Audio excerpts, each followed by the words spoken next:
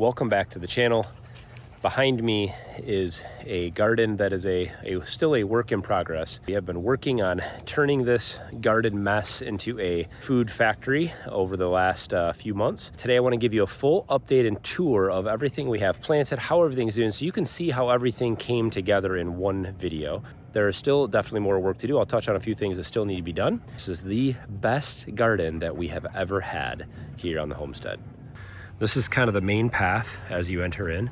This is the south side of the garden on the left and the north side is on the right. This is about a 40 or 45 foot width here, and the length is about 60 to 70 feet, somewhere in there. So the left run, I'll go down here first. I'll have everything on the south side of the garden. I've got our grapes. This is one of the grapevines that's doing the best. I've got several different varieties of grapes. I actually don't remember what I planted. These are all in the corners, and these will trellis along the fence and then eventually over the entryways. But we've got some young grapes growing well in here, and then some more mature grapes at different places. They're growing really well. There's quite a few grape bunches, and this is kind of a mess right now. As this trellis is up and as I can get some of the vines up on the edge, I'll cut some of this back and clean it up at the bottom a little. And along the front, on the inside of this, along the fence here, I will plant a bunch of raspberries, and so they'll kind of go up and over to the outside and then also to the inside. I'll have to put some kind of a line along here to keep them from falling into the raised beds. But these are actually some native plants. These are blackberries that grow natively around here. You quite often find them along wood lines and things. And so they're very small blackberries, but they're doing very well. They spread very, very quickly. In fact, this just came out here about a month ago, popped out of the ground from a root. And I'll continue to let this spread and kind of navigate this along the edge here. So this kind of becomes a big, long blackberry patch. These are all Vigega raised beds with the exception of that one. These are my favorite raised beds. They have the tougher corrugation and the highest quality from what I can tell. And I've got quite a few of these. This first one here has some chives in it. It's actually a garlic chive. It has a different flavor to it. There's some kale scattered in here, a bunch of leafy greens, mustard greens, turnip greens, bok choy, tatsoi, and some other things growing in here. So a lot of this has gone to seed, but some of this will be taken up for salads and other things. This was actually supposed to be a nice solid carrot bed by now, but it hasn't grown very well. I've planted some radishes in here to fill in the gaps, but we have some very sparse carrots growing, and I think I ended up planting a lot of this too deep, a lot of these carrots too deep, and so they didn't grow very well, but we'll get some carrots out of this. And moving down, we have these two beds of peppers. These are bell peppers, some banana peppers. The banana peppers have already been producing. In fact, I have to cut some of these off because they've gotten too big. These are bigger than they should be. You can still eat these. They're a mild banana pepper. They're a sweet banana pepper. But I'm gonna cut these off. I'll use some of these, but we're gonna wait till we get a nice big harvest of these, and then I'll pickle them. The peppers are doing great. Usually with these California Wonders, I have not had to support them. We'll see kind of how that turns out as they get a little bit bigger. Tons of flowers, tons of peppers started, and we're early July, so they're on track for what we normally see here in Michigan. This is the second entrance, or the front entrance to the garden. We're planting some bushes and things on the outside. This is a different kind of raspberry. This is a more domesticated version, bigger blackberries or raspberries. And I'll have this kind of spread along the front of the fence on this side. These towers are all supposed to be filled with strawberries and they have done very well for some of the varieties, and some of the varieties they have not. We do have some strawberries that will be growing and are already started in here, which is great. Some of them are doing very well, but some of them did not take very well. And so I had a few towers that the strawberries just didn't grow. But these will take a little bit of time to get established. And once they do, these pockets will be just filled with strawberries. And then I'll show you later on in the season, I actually have a way to propagate these, to spread them and fill in the gaps here in the other pots that didn't grow as well. These are called green stalk garden towers, or grow towers, vertical gardening. I will put a link to these in the description, because if you're looking for patio gardening or small scale, small space gardening, these are amazing, and they're great to have in any garden. The tomatoes in the last two raised beds that I have on this side, I have never had tomatoes grow this well. This is early July, and these are already 5 feet tall. They're all 5 feet tall. And so they've got a lot of season left in them. And so I don't know, I may have to continue to add on to my cages here. I have been pruning these a little bit. So whenever I see the tomatoes growing in the little elbow of the branch there, I'll pick these out. Some of them got away from me quicker than I could get to them, and so I just let them go. But I have been pruning these a little bit, and we do already have quite a few good clumps of tomatoes. There's various tomatoes in here, some Romas and some other hybrids. These are 4 wide, and there are, I think, 7 or 8 tiers back. So there's quite a few tomato plants in this very small space. It's still pretty easy to see the tomatoes as they start to ripen, and you can see kind of way in there. I can still easily reach in here and harvest the tomatoes. As they turn red, especially, be easy to see. And same with the second bed. This is a smaller bed. These are Vigega beds as well. These went, this is a different variety. I think these are more of a beefsteak style. They're a little shorter plants. See, we've got some tomatoes growing here. We're gonna get a huge harvest off of just these 2 raised beds. These are enormous amount of tomato plants in here. The end here on the south side, we have kind of an open space. These are all my vining plants. I've got some pumpkins and some melons in here. These have not been growing well. The soil is just not good down here, and I didn't spend a lot of time amending it. But I do have, they have been flowering, and they have been trying. And so we've got some smaller pumpkins here.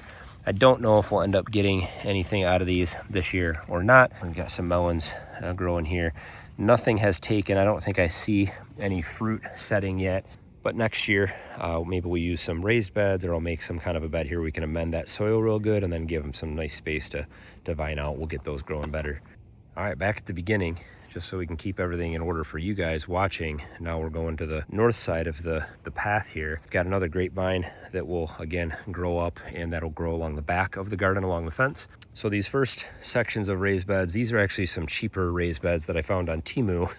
They were part of a promotion I did for that company, for that website last year, and a bunch of gardening stuff. And these are not bad. They are smaller, so they don't need to be quite as sturdy.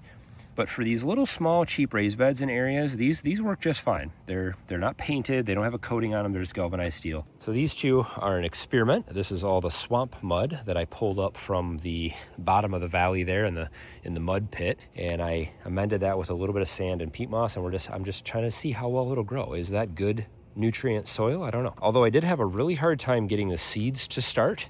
Once I got things started here, they seem to be growing well. This is all zucchini. So this will bush out, and this will be a huge patch of zucchini out of both of these raised beds. This one in the front here is all of our green beans. This is what happens when you buy cheap seeds. I think I bought these at TSC. This clearly said on the package. In fact, let me see if I can find the package. Let me see if I still have it in here. And this clearly says, bush, snap, delicious, entirely stringless, early high yields, needs no support. I mean, there are vines growing on the ground, and it needs no support. I don't know what that exactly means, because some of these are 3 feet tall, and they definitely need support. they're spilling out all over the ground. But this is about to explode. So these will all come in. There'll be a giant harvest. We'll have to do a lot of freezing of these beans, but these are supposed to be good beans. They're just definitely not growing the way that the package says they would. We've got kind of a nice gentle rain coming in, which is great for the garden. These are potatoes. I've got 3 beds of potatoes, one here, the back of the U-shaped bed there, and then that far one at the end. These are looking sad, but that's what they're supposed to do. They're coming to the end of their life. The green foliage here will all start to yellow and die back, and these are pretty much ready for harvest. I have already seen a few potatoes peeking through at the top of the beds here. Red skin potatoes, I got a bunch of these, and this will be a huge harvest out of this too.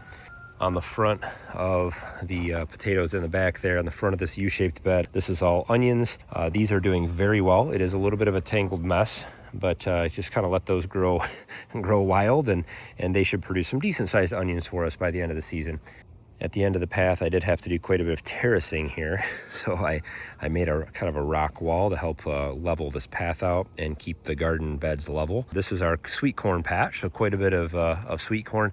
I have found it best to plant the sweet corn in a very close together like this because they support each other. And I will sometimes amend the soil around the bottom just to make sure that these have good, firm, strong roots and they've got enough soil to hang on to. We get a good wind that comes through here. Sometimes these blow down. You know, they say knee high by the 4th of July. We're just past the 4th of July. And these are about chest high. Very good growth. And at the end, here's another one of our grape plants, and this one is loaded with grapes. Solar generator's been working really well, and this will eventually be wired directly into some outlets that I'll put on the poles in here, and we'll have some lights and stuff back here. We've got the beehive in here, but no bees right now. I gotta fix that up a little bit. Maybe next year we'll do some bees. Hopefully the rain will hold off for us a little bit here, but in the back side of the garden, the last third, we've got cabbage growing, and this is growing in a small, inexpensive raised bed, and this soil is not quite as good. I used a lot of native soil for this bed, and so I just kind of scooped up some soil from around here. It hasn't been growing as good as the other stuff, but it's been growing pretty well. So I think we're gonna get heads of cabbage out of this, which I have never gotten a good head of cabbage before. The next we have our first of the trellised stuff. This is the invisible trellises that we do. We've done for years. This is just fishing line between 2 T-posts. These peas are already outgrowing this. These are about 4.5 foot tall. These peas are a little sparser than I would like. I tried to plant them pretty dense, but they didn't grow very well. I had some very old seed. A Father's Day gift from my wonderful wife. This little bench I think is just perfect in here. So I moved a few things around and put the bench in. What a cool place to just come and sit, enjoy a cup of coffee in the morning, listen to the birds, read the Bible, that kind of stuff. It's a great spot to hang out. And in the back here, I'll do a video on this later in more detail, but this is Kayla's garden. She planted all this and has been caring for it, and it's doing amazing. She's actually just was down here. She's gonna harvest some lettuce, I think. Carrots are all growing well. The lettuce is kind of overtaking them, but she's got some peppers in the back there, and some broccoli and other things. Been doing really well back here. And the last bit of everything that's trellised here is just a bunch of cucumbers. And again, all on this invisible trellis. And with the cucumbers, I just come in here every few days and we'll kind of just tuck these between some of the string. They'll grab on and spin around and hold those up. So those will grow all the way up to the top, and then sometimes they flop right over, as well as the pole beans. Pole beans don't grow as well on this type of trellis because they end up tying to each other. They really like poles better, but it will keep them off the ground and they will grow up here and produce beans just fine. You can see how this is how they're meant to grow, is around a pole, and they do very well. So if I do this next year, I may put these in a different place and just put a whole bunch of sticks in the ground and let them just grow up the poles that way. And then the last two are just more cucumbers, various varieties, straight eights and some others. No pickles this year. You have to get these things kind of started. Once they're kind of weaved into the fishing line there, they will kind of train themselves and hook up to the line as they grow up, and supports them really well. Out of all of this is definitely the worst soil, and you can tell because these are the worst growing cucumbers. If you look at these and then look down there at these ones, how much nicer they are, how much better they're growing. This is solely because of the soil. You can even see back here, the soil gets worse as it gets to the edge of the garden. And the last thing that will be happening in the garden is, well, first I have to finish all my lower fencing, my hardware cloth that will keep the rabbits out. But I'm also gonna be moving a lot of our fruit trees from outside of the garden fence where the deer are just annihilating them every day to the inside of the fence to help keep the deer away from them a little better. So we do have one apple growing on our apple tree, and this actually needs some support and redirection. I'll have to stake this up. But we have another one. I think this is a pear tree, if I remember correctly. This is growing really well inside the garden. So we'll plant another one there, another one down at the end. So we can get probably four fruit trees along the backside of the garden fence here. Keep the deer off them. Still more improvements to come on the garden, and I will keep you guys up to date. So I'll do a couple tours throughout the season as things start to come in, as we start to harvest, and keep you guys updated on how these tomatoes, what ends up happening with the tomatoes, how are we going to keep those things supported, how these peppers turn out, how the experiment with the swamp mud and the zucchini plants turn out. So we'll keep you guys up to date. I'll do a couple tours, maybe every 3 or 4 weeks throughout the season. And then of course, we're gonna be doing a bunch of harvesting and preserving food towards the end of the season once we really start to pull stuff in out of here. Hopefully you guys have been enjoying, and if you haven't been watching the YouTube shorts, if you're not familiar with that, I have been trying to put out more short content. So throughout the week, I'll do little videos on just little things that are going around here just to keep you in the loop on what's happening here. So if you're on YouTube, if you're on a TV, you can specifically look for shorts, or you can, on your phone, on the bottom there of your YouTube app, you can click on shorts and you can find our short content that way. Hopefully you guys are enjoying all of that good stuff, and it's raining, so I need to get inside. But thanks for tagging along on the tour today. We'll keep you guys updated as always. We'll see you next time.